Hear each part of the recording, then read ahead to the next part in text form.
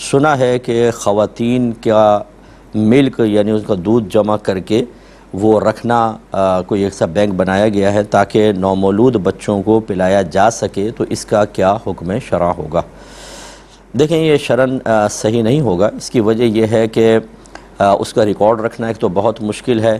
اور اگر ریکارڈ رکھ بھی لیا جائے، جیسے کوئی عورت دے، اس کا پورا نام، اس کا ایڈریس وغیرہ سب کچھ لے لیا جائے، لیکن اس کے باوجود جو ہمارے ہاں خیانتوں کے معاملات آپ دیکھتے ہیں، جو بے توجہی اور کام چوری کے معاملات نظر آتے ہیں، اس کے پیش نظر اس کی بالکل اجازت نہیں دینی چاہیے، کیونکہ کسی بھی بچے کو دودھ پلا دیا جائے گا، اور وہ بچہ اگر 2.5 سال کی مدت کے اندر اندر کسی عورت کا دودھ پیے گا تو اس کا رضاعی بیٹا بن جائے گا۔ رضاعی بیٹا مطلب دودھ کے رشتے کے اعتبار سے، اور وہ عورت اس کی والدہ ہو جائے گی، اور جس شخص کی وجہ سے اس عورت کو دودھ اترا، یعنی اس کا شوہر جس کی جسمانی تعلق کے بعد اس عورت کو دودھ اترا تھا، وہ اس کا رضاعی والد ہو جائے گا، اور اس عورت کے سب بچے جو ہیں وہ اس کے بھائی بہن ہو جائیں گے۔ اور نبی کریم صلی اللہ علیہ وسلم کے فرمان عالی شان کے مطابق رضاعت سے ویسی ہی حرمت ثابت ہوتی ہے جیسے نسب سے حرمت ثابت ہوتی ہے۔ تو جیسے اپنے سگے بھائی بہنوں سے رشتہ جائز نہیں ہوتا، اسی طریقے سے رضاعی بچے کا اپنے ان بھائی بہنوں سے رشتہ جائز نہیں ہوگا۔ اور جب پتہ ہی نہیں چلے گا کہ کس عورت کا دودھ ہے تو یہ پاسبل ہے، اور جب بکثرت پلائیں گے، جب اس کی باقاعدہ بالفرض قانوناً اجازت ہو جائے تو پھر تو بہت زیادہ ہوگا، اور یہ پاسبل ہے کہ آگے چل کے بھائی بہنوں کے رشتے ہونے لگ جائیں۔ تو شریعت ایسی چیزوں کو بالکل ناپسند کرتی ہے، یہ خلاف شرع طریقہ ہے، اس کا ختم ہونا ہی بہتر تھا۔ ایک بھائی کہتے ہیں، یہ سعودیہ سے انہوں نے میسج بھیجا تھا کہ میں ایک بس ڈرائیور ہوں، ایک بس ڈرائیور نے میری گاڑی کو ٹکر مار دی تھی، تو میں نے مطلب اس سے جب مالی معاملات طے ہونے لگے، وہ شرطے وغیرہ آ جاتے ہیں، تو اس نے مجھے 200 ریال دیے، میں نے چھوڑ دیا، لیکن جب میں نے گاڑی کو ٹھیک کرایا تو میرے 300 ریال لگ گئے۔ تو کیا اب یہ جو 100 ریال میں نے زائد دیے، اس کو اپنی زکوٰۃ میں شمار کر سکتا ہوں یا نہیں؟ دیکھیں، نہیں کر سکتے۔ اس کی وجہ یہ ہے کہ زکوٰۃ اس وقت زکوٰۃ شمار ہوتی ہے کہ جب اس کی ایک یہ والی شرط بھی پوری ہو کہ آپ نے زکوٰۃ کی نیت سے دیا ہو، یا زکوٰۃ کی نیت سے نہیں دیا مال، لیکن ابھی فقیر کے ہاتھ میں ہے، تب آپ زکوٰۃ کی نیت کر لیں، یا آپ نے کوئی زیڈ اکاؤنٹ بنایا ہوا ہے، جیسے زکوٰۃ اکاؤنٹ بنایا ہوتا ہے، لوگ اس میں پیسہ علیحدہ کر کے رکھ دیتے ہیں، پھر جیسے جیسے لوگ آتے رہتے ہیں وہ اس میں سے نکال کر دیتے رہتے ہیں، تو کم از کم زیڈ اکاؤنٹ میں رکھتے ہوئے زکوٰۃ کی نیت کی ہو، اب چاہے دیتے ہوئے نیت حاضر نہ رہے تو یہ زکوٰۃ شمار ہوگی۔ ایسا نہیں ہو سکتا کہ آپ نے سابقہ زندگی میں کوئی نفلی صدقہ کیا تھا، یا ویسے ہی آپ کا پیسہ خرچ ہو گیا اور آپ نیت کر لیں کہ میں زکوٰۃ ادا کرتا ہوں۔ اس طریقے سے تو سابقہ زندگی میں آدمی جتنا خرچ کیا اسی کو زکوٰۃ میں منہا کرتا رہے، اور یہ مزاج شرع اور حکم شرع کے بالکل خلاف ہے۔ لہٰذا اگر آپ کا 100 ریال زیادہ لگ گیا، صبر کیجئے، کوئی بات نہیں، اللہ تعالیٰ اس کو بہترین اجر آپ کو عطا فرمائے گا، اور یہ نقصان انشاءاللہ آپ کا اللہ تعالیٰ کی طرف سے پورا ہو جائے گا۔ لیکن اگر آپ کو اس طرح کی غلط معاملات کریں گے تو پھر اس میں آپ کے لیے بلکہ بے برکتی اور نقصان کا اندیشہ ہے۔ یہ کہتے ہیں کہ غریب آدمی ہے، اس کا بجلی کا بل بہت ہی زیادہ آ گیا ہے، اس کو بل ادا کرنا بے حد مشکل ہو گیا ہے، تو کیا وہ بجلی چوری کر سکتا ہے کہ نہیں؟ بڑی بات ہے صاحب، ایسے کویسچن پوچھتے ہیں۔ دیکھیں، واقعی ماحول تو بہت عجیب و غریب ہے، جو آپ بھی جانتے ہیں، تو میں کیا اس پر تنقید کروں، اور واقعی لوگ بیچارے اتنی تنخواہ بعض اوقات نہیں ہے جتنے بل آ رہے ہیں، یہ آدھی سے زیادہ تنخواہ تو بلوں کے اندر جاری ہے، تو کیا کرے گا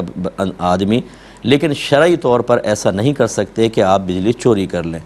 اچھا، بجلی چوری خالی آپ کے الیکٹرک کی نہیں کر رہے، میں کراچی کے اعتبار سے کہہ رہا ہوں کہ آپ کے الیکٹرک کی بجلی چوری نہیں کر رہے۔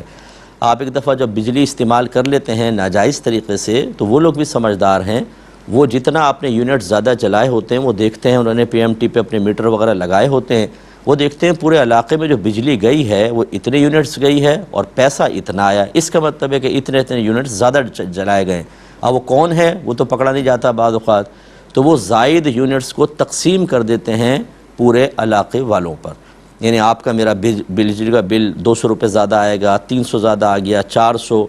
تو اس کا مطلب ہے کہ وہ غریب حقیقتاً کہ الیکٹرک کی بجلی چوری نہیں کر رہا بلکہ ہماری جیبوں پر ڈاکے ڈال رہا ہے، اور یہ غلط ہوتا ہے۔ اس لیے اس کی شرعی طور پہ تو اجازت نہیں ہوگی، باقی اگر کسی نے ایسا کیا اور وہ میدان محشر میں پہنچا اور اللہ اس کو معاف فرما دے تو بہرحال اللہ کی مرضی ہے، ہم اس پہ کوئی حکم بھی نہیں لگا سکتے، لیکن شرعی طور پہ تو ایسا کرنا ناجائز ہے، گناہ ہے، اور ایسا شخص حقوق العباد کو تلف کرنے میں شمار کیا جائے گا، اور میدان محشر میں اس کا حساب و کتاب دینا ہوگا۔ ہم دعا کرتے ہیں کہ اللہ تعالی ہمارے ملک کے حالات کو بہترین کر دے، اور ہمارے ہاں بھی نعمتوں کی فراوانی ہو عافیت کے ساتھ، اور ہم اللہ تبارک و تعالیٰ کے حقیقی شکر گزار بندے بنیں۔ یہ کہتے ہیں کہ چلیں آگے ہم کوشچن لے لیتے ہیں، جو پھر کچھ میں نے اور بھی لکھے ہوئے ہیں۔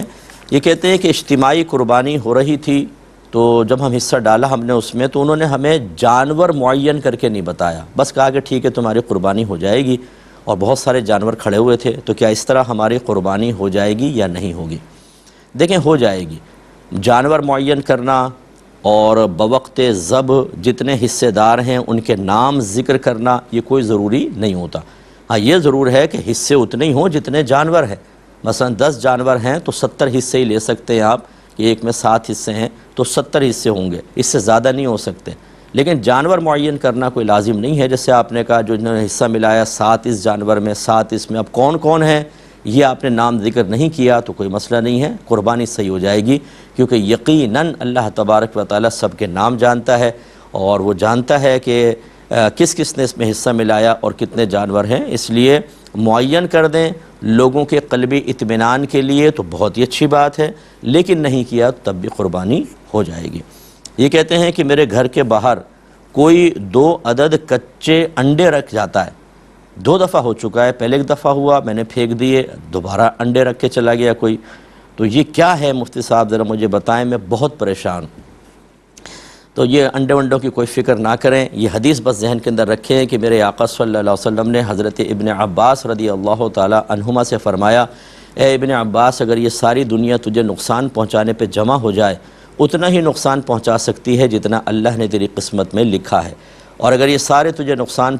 فائدہ پہنچانے پر مجتمع ہو جائیں اتنا ہی فائدہ پہنچا سکیں گے جتنا اللہ نے تیری قسمت میں لکھا۔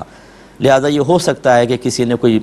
جادو ٹونے کی کوشش کی ہو، کوئی عامل ہی بہکاتے ہیں یہ تم یوں کر دو یوں ہو جائے گا، اور اس نے کوئی کارروائی کی ہو، کوئی گھبرانے کی ضرورت نہیں، اٹھا کے پھینک دیں، انشاءاللہ آپ کو کچھ بھی نہیں ہوگا۔ گھر میں سورہ بقرہ پڑھا کریں، قرآن پاک کی تلاوت کریں، نماز پڑھیں، انشاءاللہ آپ سرخرو رہیں گے۔ اور یہ بھی ایک میں ضمناً بات عرض کر دیتا ہوں کہ کسی نے کہا تم پر جادو ہے، کسی نے کہا ٹونا ہے،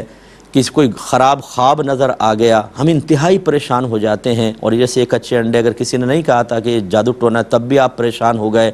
پریشانی بجا ہے، یعنی انسانی فطرت کا تقاضا ہے۔ لیکن میری گزارش یہاں پر یہ ہے، ایک توجہ دلانا چاہتا ہوں کہ قرآن میں حدیث میں اللہ تبارک و تعالیٰ نے اس کے حبیب کریم صلی اللہ علیہ وسلم نے ہزاروں اعمال منع فرمائے کہ یہ کام نہ کرو، کرو گے تو جہنم میں جاؤ گے، یہ کرو گے تو عذاب قبر ہو جائے گا۔ سرکار نے سفر معراج پہ جو عذابات قبر ملاحظہ کیے وہ سرکار نے آ کے بیان فرمائے، لیکن وہ کام کرتے ہوئے ہمارے دل میں ذرہ برابر پریشانی نہیں ہوتی۔